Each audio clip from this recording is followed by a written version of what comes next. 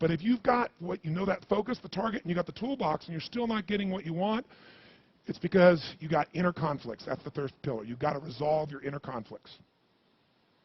Because that, as I try to explain to you, 80% of success in anything is your psychology, and 20% is the mechanics.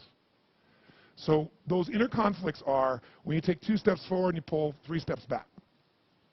Right? When you say, boy, I'm totally committed to this, but you don't follow through. This is my expertise, the why guy part. Why?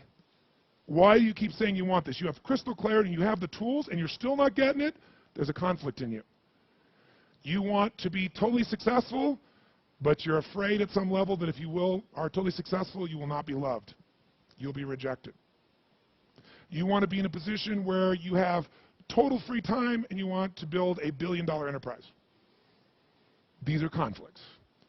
You really, truly know you got the tools and talents to make this happen, but a part of you doesn't think you deserve to succeed because of something you did at some point in your life or something you made up. Or you think making money or being successful economically is not spiritual. And you're committed to being spiritual, and yet the other part of you, it's the inner conflicts between fighting parts. So what do we do in this third pillar? Think of it as a vault we got to unlock. Think of it as unlock and unleash. That's the third pillar.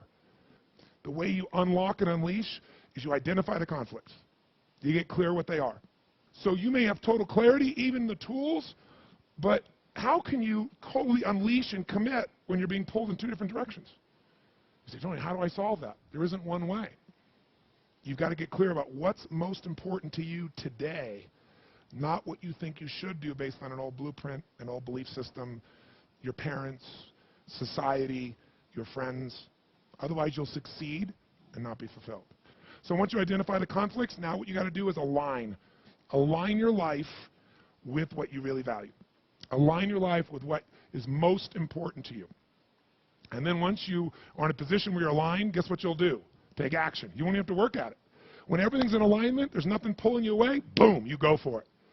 But when you say, I want a relationship, but at the same time, simultaneously, I want to be in a position where, I never have to, I only get what I want every moment, or I never have to commit to anything, then obviously you're never going to get there. That inner conflict must be resolved.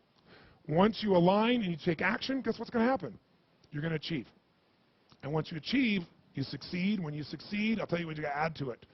Celebrate, right? And then contribute. Pay it forward, if you will, as corny as that sounds. Remember the movie? Pay it forward. Don't pay it back. Take what you've got, what you've learned, and bring it to someone else. And if you bring it to someone else, it continues that cycle of fulfillment, of joy, of meaning in your life. Everything